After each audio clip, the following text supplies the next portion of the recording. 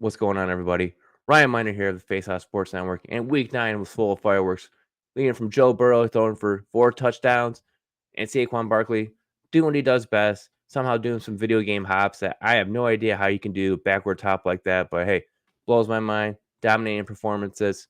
But at the same time, we had some players that put up some duds. Should we be worried about them? We'll get into that here soon, as I'll give you my 5 that we should we or should we not be worried about. But first, let's look back at last week's performers to see how they panned out for this week. Our first one is going to come up as Jordan Love. Now, Jordan Love was out in the second half of last week with a groin injury, and Malik Willis came in. So for the majority of the week, we didn't hear anything about Jordan Love playing at all until later in the week, where he put in a limited practice on Thursday. Come Sunday morning, he was cleared to play, and that offense had him out there playing in the rain, which was kind of a risky move because if the defense pushes him out, you can restrain that groin. And the Detroit Lions defense for sure did do that to him, try to push him out. But in the end of the game, the Lions pulled out the victory. But Josh Jacobs did actually have quite a few great runs, actually dominating performance against the Lions, who were ranked number 5 against the rushing or against running backs. Sorry. So, but Jordan Love did return. He did have an okay game, but you could definitely tell that there's still some parts where he was still hobbling, but penalties killed the Packers in that game, caused them to lose 24-14 to the Detroit Lions. Next one is Kenneth Walker. Now, Kenneth Walker came out, didn't look too bad. And like I said, shouldn't be really worried going forward because, he should have a bounce back game against the Rams. And he for sure had that as, let me see if I can find it here real quick. Yes. As he ended up going for 25 carries for 83 yards. And then also catching 3 passes for another 24 yards. Good for 13.7 PPR points. So definitely better back being on track compared to what we saw against Buffalo, where he had 9 carries for 12 yards. So definitely back in our good graces. Like I said, I expected a bounce back game. So that was nice. So our panic meter's back down to nothing to really worry about. Same with Jordan Love. He returned, so I'm fine with him. Our next one was Devontae Adams. And surprisingly, Devontae Adams did do well in this game. As I said earlier in the week, or as I said last week, that the next week opponents were Houston, Arizona, and Indianapolis, which are also bottom half against fantasy wide receivers. Turns out Devontae Adams took 11 targets, turned those into 7 receptions for 91 yards and a touchdown. Good enough for 20-plus fantasy points for your team. So nice bounce back. Hopefully it can continue against Arizona and Indianapolis in the next 2 weeks before their Week 12 bye. Stephon Diggs is our next one. And I said if one player was going to step up, it should be Tank Dell because of the absence of Nico Collins still. And it was Tank Dell who led the team with 9 targets, 6 receptions, 126 yards, yet no touchdowns. As the Houston Texans are still struggling to pass, as CJ Stroud is just not that quarterback this year as we were hoping he would be. But Mixon, being that dominant running back, 24 carries, 106 yards, touchdown. So still looking good. And then our final one was Amon-Ra St. Brown. Once again, like I said, not to really worry about it. And he showed out against Green Bay, catching all 7 of his targets for 56 yards and a touchdown. And the big headstand pendulum swing down that we saw on college football Saturdays. So, as we get ready for Week 10, here are players that maybe you should be or should not really be panicking on based on their Week 9 performance.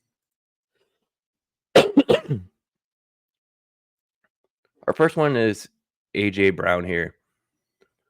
Now, what a downer it's been for A.J. Brown, especially when you're taking on the Jacksonville Jaguars, as his day was cut short due to a knee injury.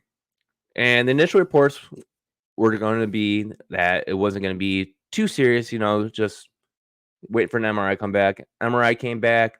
He's looking day to day, so we're looking pretty good there. As of right now, I'm not too worried about it. Maybe 1-2 at worst. We'll see how he progresses throughout the week. Nothing serious to worry about. Set him up in your lineups and be ready for your next one to go. My second one here is CeeDee Lamb. Now, if you guys are watching that game, you could definitely tell the way he fell on the shoulder. Like when he was reaching out for that end zone catch, he had his arms extended out. He landed on that right shoulder, and he was in instant pain. And he just did not look good when he came right up on that. He was out, and Cooper Rush was in, and then we saw Lamb came back out later in the game, caught a 2-point conversion, and just got barely brushed by the defensive back. CeeDee Lamb tries doing something good with a 2-point conversion, can barely move, didn't look good. And it's just, AC joint, also now considered day to day, but we'll see how that really goes because the initial diagnosis on Dak Prescott and his hamstring is more week to week, where he could be out 2 to 3 to possibly even put him on IR. And if that happens, you have Cooper Rush as the starting quarterback. And I don't like it for CeeDee Lamb as a fantasy football perspective. NFL perspective, I think it's funny because Jerry Jones just spent so much money on Lamb and Dak Prescott that it's just blown up in his face. But with Rush being the starting quarterback for at least the foreseeable future, I'm putting CeeDee Lamb at a 7 just because we didn't draft CeeDee Lamb to be this type of performer. He's a wide receiver that we're seeing. If he's going to be a, elite wide receiver 1, we're hoping for 20 points plus a week in, week out. He's only done that twice this season now. Last week he had the 40-point performance. This week, 16-point, if you're in PPR leagues. It's just not worth it overall for us. And going forward with Cooper Rush, I don't know, maybe this could be a boost for Jake Ferguson, who I could actually see being the better one for this outcome. But if Dak is out, I'm going to put Lamb at a 7. If Dak comes back sooner, if we hear anything back as the days go on, as the week goes on, at a 5 at minimum, because I'm not going to put him any lower than that just because it looks like Dak was really struggling quite a bit. Our next one will be DJ Moore. And I don't know how to explain this at all because you would think, it's been an up and down season for DJ Moore. And he had a huge week 5 performance and everything. All right, he was on the up and up, but he has just not done anything since then. And it is just an embarrassment if you look at it because, we're looking at all these schedules. We're thinking, oh, man, he's got a cakewalk going forward. And he can't even do it with the cakewalk schedule going forward. So what are we supposed to do? We don't have exactly any reasoning behind it because he should be able to do something. And if you look, let's see, we'll pull him up here real quick. On DJ Moore, the targets look great. 9 targets. But, overall, 4 receptions, 33 yards, 7.3 fantasy points. Week prior, 4 targets, 2 receptions, 27 yards, 5.4. And then, week 7, he was out. Week 6, 5 targets, 4 receptions, 20 yards. Week 5, as I said, was a big blow-up game. 8 targets, 5 receptions, 105 yards, 2 touchdowns. See, the touchdowns is what saved him on this one.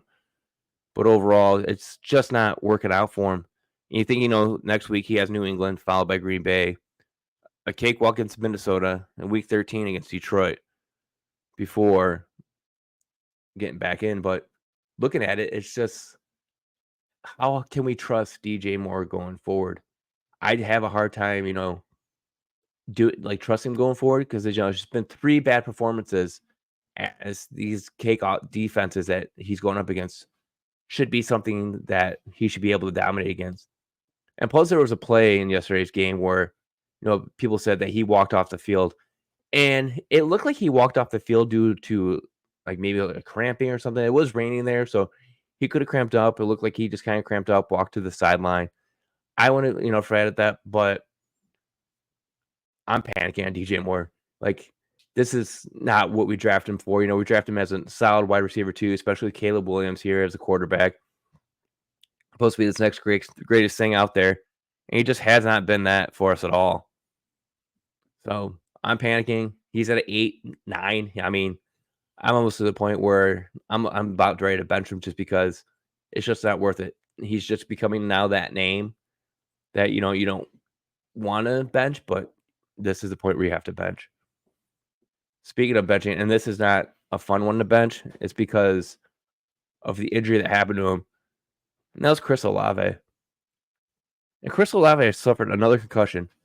And if I pull up here, you see this photo of him laying right on the ground. He was hit by the safety as a corner was blocking him. And Derek Carr did not lead him correctly. Like, he led Olave into, like, a dangerous zone there with that kind of pass. Like, I don't understand how you don't see a safety coming at you. Like, you're throwing the ball, you have the safety right there. You can see him straight ahead. You see the corner on the receiver. You could say, like, I could throw it, but that's just not a smart QB move, and that's something you just don't do. Plus, this is his second concussion now this season, and he just had one a couple weeks ago. So he was out a week or two for the first one.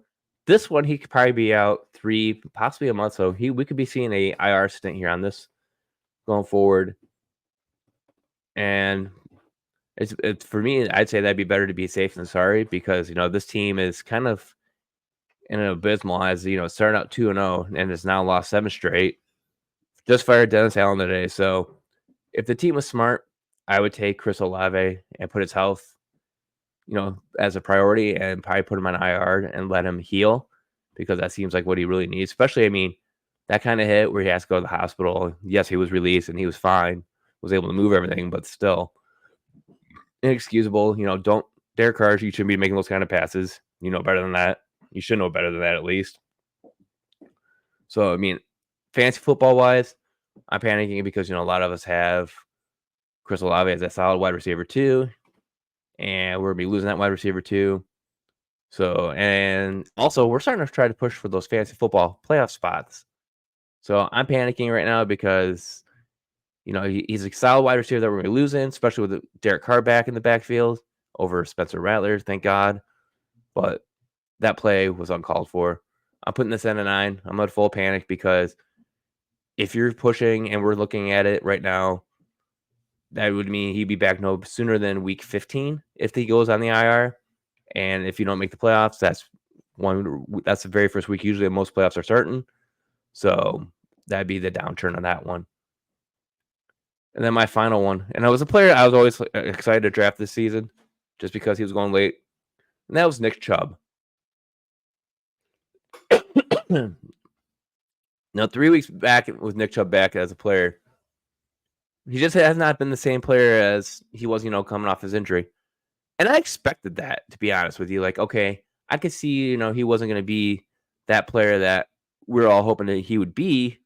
But you look at it and you say, like, all right, I can understand what you're saying. Like so other players when they come back late, they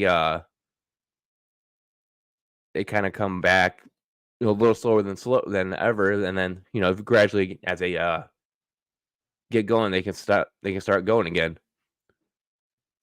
But when you look at what Nick Chubb's done, he has not exactly done what we're hoping for based on the amount of carries he's had. As he's had, let me see here real quick as I pull this up for myself to look at. So he's had 11 carries, 16 carries, and 15 carries. Yesterday he had 15 carries for 39 yards. That's pretty bad. If you look at, I mean, it's not fun to look at it like that, but he's getting the opportunities. But this whole Cleveland Browns offense, it's just been abysmal. It got rid of Amari Cooper. There's rumors of players going to other playoff contending teams. One of them being the Detroit Lions, and Darius Smith is a big one I keep hearing here a lot. And it's just not the same with Nick Chubb. Last year he was averaging 5.3 yards per carry. This season he's down to 2.7. Yes, ACL, MCL, complete repair, but it's just not the same. Come back slow. And like I said, disastrous Brown team. But he's on bye this next week.